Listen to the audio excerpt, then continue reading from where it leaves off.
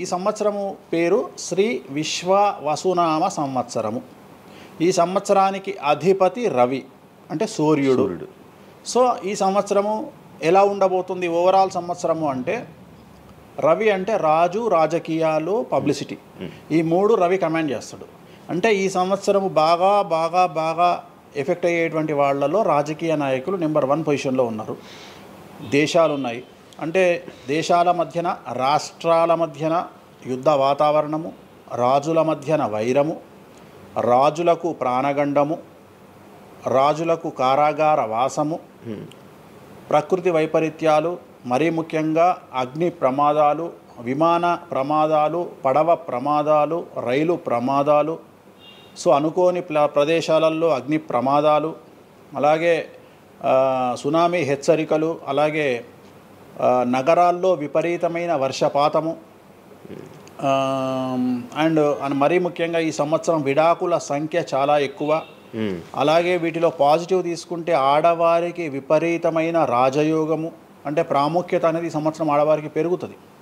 అలాగే 25 సంవత్సరాల నుండి 35 సంవత్సరాల యువతలో ఎక్కువగా కార్డియాక్ అరెస్ట్లు అంటే చనిపోవడము, అలాగే కన్ను లేదా చర్మానికి హార్ట్, లివరు సంబంధించినటువంటి ఏదైనా ఒక వైరస్ బాధించే అవకాశము. సో ఇవన్నీ కూడా ఈ సంవత్సరం ఉన్నాయి. దీనికి కారణం షష్టగ్రహ కూటమి అని మీనరాశిలో ఏర్పడుతోంది. సో షష్టగ్రహ కూటమి 2019 డిసెంబర్లో ఏర్పడ్డప్పుడు మనకు కరోనా వచ్చింది.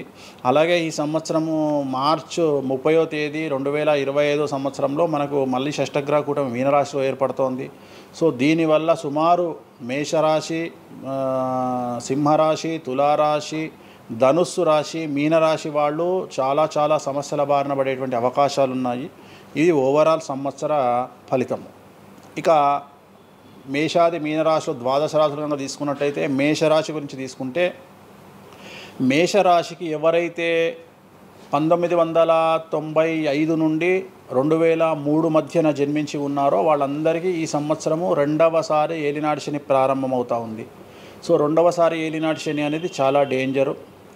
సో న్యాయపరమైన చిక్కులు, ఆర్థికపరమైన చిక్కులు, సమాజంలో చెడ్డ పేరు, అనారోగ్య సమస్యలు, అలాగే ఆర్థిక అస్తవ్యస్తము, అంటే సరి అయినటువంటి నిర్ణయాలు తీసుకోకుండా ల్యాండ్ కొన్నా, ప్లాట్లు కొన్నా, ఫ్లాట్లు కొన్నా, ఇండ్లు కొన్నా లిటిగేషన్ అయ్యే అవకాశము, పెట్టుబడిలో విపరీతమైన ధన నష్టము, అలాగే తల్లిదండ్రులలో ఒకరికి ప్రాణగండాలు. సో ఇవన్నీ, అలాగే వీసాలు రిజెక్ట్ అవ్వడము, H1B వీసాలు క్యాన్సిల్ అవ్వడము, ఇండియాకు రావడం వేరే దేశం నుండి, ఉద్యోగం కోల్పోవడము, అలాగే ఆర్థిక నష్టము, ఇవన్నీ కూడా కనిపిస్తూ ఉన్నాయి ఈ సంవత్సరం మేషరాశి వారికి. మరి ఏం చేయాలా అంటే, నలుపు రంగు దుస్తులకు దూరంగా ఉండాలి. తిరునల్లార్ శనీశ్వర ఆలయంలో ప్రత్యేకమైన శని పూజ నిర్వహించుకోవడం ద్వారా సమస్యల నుండి బయటపడేటువంటి అవకాశాలు 100కి 100% ఉన్నాయి. నెక్స్ట్ వృషభ రాశి. ఈ సంవత్సరం 100కి 100% అనుకూలంగా ఉన్నటువంటి రాశి వృషభ రాశి. పట్టిందల్లా బంగారంగా ఉంటుంది, ఏది చేసినా సక్సెస్ కనిపిస్తుంది. గత 5 సంవత్సరాల నుండి పడుతున్నటువంటి కష్టాలన్నీ తొలగిపోతాయి. సో ఆర్థికంగా విపరీతంగా ఉంటుంది. వ్యాపారంలో రూపాయికి 10 రూపాయల లాభం వస్తుంది. ఉద్యోగస్తులకు ట్రాన్స్ఫర్స్ ఉంటాయి, ప్రమోషన్లు ఉంటాయి. ప్రభుత్వ ఉద్యోగస్తులకు మ్యూచువల్ కింద భార్యాభర్తలు ఒకే ప్రదేశానికి వచ్చేటువంటి అవకాశాలు కనిపిస్తూ ఉన్నాయి. విద్యార్థులకు ఉత్తీర్ణత శాతం ఉంటుంది. అలాగే కోరుకున్నటువంటి యూనివర్సిటీలో ప్లేస్మెంట్స్ దొరుకుతాయి. అలాగే విదేశీ వీసాలు అప్రూవ్ అవుతాయి. రైతులకు 2 పంటలు అనుకూలంగా ఉంటాయి. కళాకారులకు మంచి కార్యక్రమాలు వస్తాయి. విదేశాల్లో కార్యక్రమాలు నిర్వహిస్తారు కళాకారులు. సో ఏ రకంగా తీసుకున్నా వృషభ రాశి వారికి అనుకూలమైన ఫలితాలు ఉన్నాయి. ఎటువంటి రెమెడీస్ అవసరం లేదు. నెక్స్ట్ మిథున రాశి. సో వ్యయ గురువు నుండి జన్మ గురువులోకి మారుతున్నటువంటి గురువు వల్ల విపరీత రాజయోగం అనేటువంటిది మిథున రాశి వారికి గోచరిస్తూ ఉంది. సో మిథున రాశి వారికి ఈ సంవత్సరం పట్టిందల్లా బంగారంగా ఉంటుంది. ఇంతకుముందు చెప్పినట్టుగా ఈ రాశికి కూడా 100కు 100% అనుకూలంగా ఉంది. మరీ ముఖ్యంగా రాజకీయ నాయకులకు అన్ఎక్స్పెక్టెడ్ పాజిటివ్ థింగ్స్ జరగడం ఈ సంవత్సరం గమనించాల్సినటువంటి విషయం. అవివాహితులకు వివాహయోగ సూచనలు, సంతానం లేని వారికి సంతాన యోగము, ఉద్యోగం లేని వారికి ఉద్యోగము, ట్రాన్స్ఫర్స్ కోరుకునే వారికి ట్రాన్స్ఫర్స్, అలాగే అన్ని రంగాల్లో పనిచేసేటువంటి వారికి, ప్రభుత్వ ప్రైవేటు ఉద్యోగాల్లో ఉండేవారికి పాజిటివ్ థింగ్స్, ప్రమోషన్లు, ట్రాన్స్ఫర్స్, వ్యాపారస్తులకు అనుకూలతలు, ఇవన్నీ కూడా కనిపిస్తూ ఉన్నాయి. స్త్రీలకు మరీ ముఖ్యంగా అనుకూలంగా ఉండబోతూ ఉంది. సో మిథున రాశి వారికి ఎటువంటి సమస్యలు ఈ సంవత్సరం లేవు. సో నెక్స్ట్ వచ్చే రాశి కర్కాటక రాశి. సో కర్కాటక రాశి వారికి సంబంధించి 100కు 90% అనుకూలమైనటువంటి ఫలితాలు ఉన్నాయి. 10% సమస్య ఏమిటి అంటే మే 9, 2025 నాడు గురువు వ్యయంలోకి వస్తూ ఉన్నాడు. మిథున రాశి ప్రవేశం అనేటువంటిది గురువు వ్యయంలోకి వస్తూ ఉన్నాడు. అది ఒక్కటే ఒక సమస్య కనిపిస్తూ ఉంది. సో 90% చాలా అనుకూలంగా ఉండబోతూ ఉంది. అష్టమ శని వెళ్ళిపోతుంది. 9వ ఇంట్లోకి శని భాగ్యస్థానంలోకి వస్తున్నాడు. సో అనుకూలమైనటువంటి ఫలితాలు ఉన్నప్పటికీ ఎవరైతే కర్కాటక రాశి జాతకులు 60 సంవత్సరాలు దాటి ఉంటారో వాళ్లకు సమస్యలు అనేటువంటివి, ఆరోగ్యపరమైన ఇబ్బందులు అనేటువంటివి కనిపిస్తున్నాయి.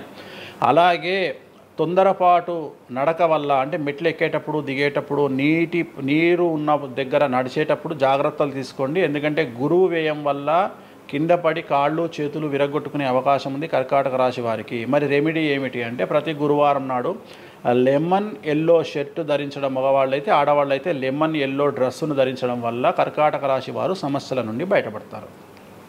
నెక్స్ట్ సింహరాశి. సో సింహరాశి జాతకులకు అష్టమ శని ప్రారంభమవుతూ ఉంది. ఖచ్చితంగా అన్ని రంగాల వారికి, చిత్ర పరిశ్రమ వారికి, టీవీ రంగం వారికి, మీడియా రంగం వారికి, రాజకీయ నాయకులకు, వ్యాపారస్తులకు, అన్ని వర్గాల వారికి సమస్యలు ఉంటాయి. న్యాయ వ్యవస్థ పరంగా న్యాయపరమైన చిక్కులుంటాయి, సంచలనాలు నమోదవుతాయి, మీడియాకి ఎక్కే అవకాశం ఉంది. సమాజంలో చెడ్డ పేరు, తల్లి తండ్రి లేదా భార్య భర్త తరపున ఎవరికైనా ఒకళ్లకు ఆరోగ్యపరమైన ఇబ్బందులు ఏర్పడే అవకాశం ఉంది. కాబట్టి ఖచ్చితంగా ధన నష్టం ఏర్పడుతుంది. అప్పులు చేయాల్సినటువంటి పరిస్థితి గోచరిస్తూ ఉంది సింహరాశి వారికి. మరి రెమెడీ ఏమిటి అంటే తిరునల్లార్ శనీశ్వర ఆలయంలో ప్రత్యేకమైన శని పూజ నిర్వహించుకోవడం ద్వారా సమస్యల నుండి బయటపడేటువంటి అవకాశాలు కనిపిస్తూ ఉన్నాయి. సో నెక్స్ట్ వచ్చిన రాశి కన్యారాశి. సో కన్యారాశి వారికి 6వ ఇంట్లో నుండి శని వెళ్ళిపోతూ ఉన్నాడు. ప్రజెంట్ శని 7వ స్థానంలోకి వస్తూ ఉన్నాడు. సో చాలా అనుకూలమైనటువంటి ఫలితాలు ఉంటాయి. నూతన పదవి, నూతన ఉద్యోగంలో ప్రమోషన్లు, కోరుకున్న చోటకి బదిలీలు, వ్యాపారంలో అన్ని రూపాయలకు ఎక్కువగా సంపాదించడము, స్త్రీలకు కోరుకున్న దానికంటే ఎక్కువ ధనం రావడము, భార్యాభర్తల మధ్య అన్యోన్యత, విద్యార్థులకు ఉత్తీర్ణత శాతం పెరగడము, అలాగే విద్యార్థులకు వీసాలు ఏర్పడము, కోరుకున్న ప్లేస్మెంట్స్ దొరకడము, రైతులకు 2 పంటలు అధిక దిగుబడి రావడము, ఇవన్నీ కూడా కన్యా రాశి వారికి కనిపిస్తున్నాయి. రెమెడీస్ అవసరం లేదు. ఈ సంవత్సరం చాలా బాగుంది. నెక్స్ట్ తులారాశి. సో ఈ అన్ని రాశుల్లోకి అతి డేంజర్ రాశి, సమస్యల బారిన పడే రాశి తులారాశి. ఎందుకంటే షష్టగ్రహ కూటమి ఎఫెక్టు 6వ ఇంట్లో, 6వ స్థానంలో శని 6వ ఇంట్లో. సో తులారాశి అనేది అతి పెద్ద సమస్యను ఎదుర్కోబోతూ ఉంది. తులారాశి వారికి ఆర్థికంగా విపరీతమైనటువంటి రాబడి ఈ సంవత్సరం ఉంటుంది. డబ్బు మినహా అన్ని రకాలుగా మీకు సమస్యలు ఉంటాయి. డబ్బు కోరుకున్న దానికంటే ఎక్కువగా వస్తుంది. కానీ న్యాయపరంగా, ఆర్థికపరంగా, సామాజికంగా తప్పుడు నిర్ణయాలు లేదా తప్పుడు సమస్యలు లేదా సమాజంలో చెడ్డ పేరు, సమాజంలో సంఘంలో చెడ్డ పేరు, ఆరోగ్యపరమైన ఇబ్బందులు, న్యాయపరమైన చిక్కులు. సో తులారాశి వారికి ఏ విధంగా తీసుకున్నా ఒక్క డబ్బు మినహా మిగతా అన్ని సమస్యలే. డబ్బు రాబడి మాత్రమే గొప్పగా కనిపిస్తూ ఉంది. అన్ని సమస్యలే కనిపిస్తూ ఉన్నాయి. తిరునల్లార్ శనీశ్వర ఆలయంలో ప్రత్యేకమైన శని పూజ నిర్వహించుకోవడం ద్వారా సమస్యల నుండి బయటపడతారు. సో నెక్స్ట్ వృశ్చిక రాశి. సో వృశ్చిక రాశి వారికి అర్ధాష్టమ శని వెళ్ళిపోతూ ఉంది. సో చాలా అనుకూలంగా ఉంటుంది. కళాకారులకు, సినిమా స్టార్స్కు, టీవీ వాళ్లకు, మీడియా వాళ్లకు చాలా అనుకూలంగా ఉండబోతూ ఉంది. రాజకీయ నాయకులకు విశేషించి యోగకాలంగా భావించాల్సి ఉంటుంది. విద్యార్థులకు ఉత్తీర్ణత శాతం పెరుగుతుంది. వీసాలు దొరుకుతాయి. అలాగే విదేశాలకు వెళ్ళే వారికి ఉద్యోగాలు దొరుకుతాయి. అలాగే ఉత్తీర్ణత శాతం పెరుగుతుంది. ప్రేమ వ్యవహారాలు ఫలిస్తాయి. భార్యాభర్తల మధ్యన అన్యోన్యత ఉంటుంది. అవివాహితులకు వివాహ సూచనలు ఉంటాయి.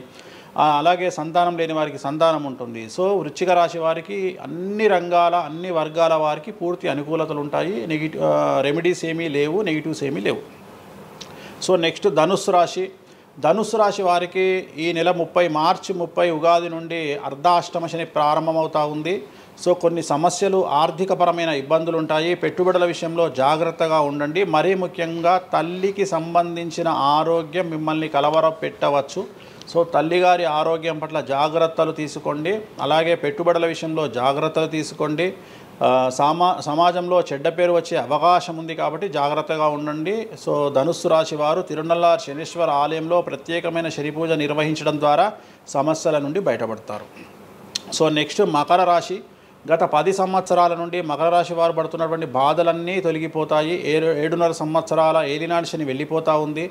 సో పట్టిందల్లా బంగారంగా ఉంటుంది. ఆర్థికంగా, సామాజికంగా, రాజకీయంగా, న్యాయపరంగా, వివాహపరంగా, సంతానపరంగా, అవివాహితులకు వివాహ యొక్క సూచనలు, సంతానం లేని వారికి సంతానము, ఉద్యోగం లేని వారికి ఉద్యోగము, విదేశాల్లో ప్రయత్నం చేసే వారికి అనుకూలతలు, అలాగే ట్రాన్స్ఫర్స్, ప్రమోషన్స్ అన్నీ కూడా అనుకూలంగా ఉన్నాయి. ఎటువంటి రెమెడీస్ అవసరం లేదు. కానీ ఒకే ఒక్క విషయం, భార్యాభర్తల మధ్యలో గొడవలు వచ్చేటువంటి అవకాశాలు కనిపిస్తూ ఉన్నాయి. మకర రాశి వారికి ఎడబాటు కనిపిస్తూ ఉంది. ఆ ఒక్క విషయంలో జాగ్రత్తలు తీసుకోండి, కోపాన్ని తగ్గించుకోండి.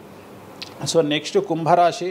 కుంభరాశికి 2వ స్థానంలో షష్టగ్రహ కూటమి ఏర్పడుతోంది కాబట్టి ధన నష్టం అనేటువంటిది ఏర్పడబోతూ ఉంది. అతి పెద్ద ధన నష్టం మీరు పెట్టేటువంటి ఇన్వెస్ట్మెంట్ రూపంలో కావచ్చు, భూములు కొన్నా, ఇండ్లు కొన్నా, లేదా ఏదైనా వ్యాపారంలో పెట్టుబడి పెట్టినా చాలా తీవ్రమైన ధన నష్టాన్ని మీరు ఎదుర్కొనే అవకాశం ఉంది. కాబట్టి తొందరపాటు చర్యలు, తొందరపాటు నిర్ణయాలకు దూరంగా ఉండండి.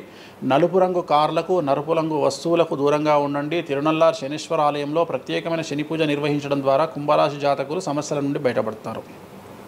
ఇక చివరిదైనటువంటి రాశి మీనరాశి. మీనరాశి వారికి జన్మంలో అంటే మీనరాశిలోనే షష్టగ్రహ కూటమి ఏర్పడతా ఉంది.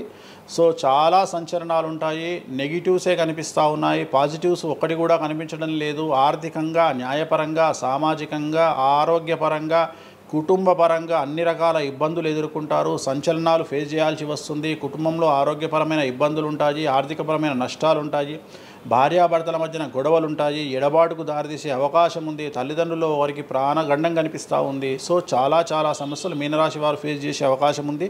తిరునల్లార్ శనీశ్వర ఆలయంలో ప్రత్యేకమైన శని పూజ నిర్వహించడం ద్వారా ఈ సమస్యల నుండి బయటపడేటువంటి అవకాశాలు ప్రస్ఫుటంగా కనిపిస్తున్నాయి. ఇవి 12 రాశుల వివరాలు.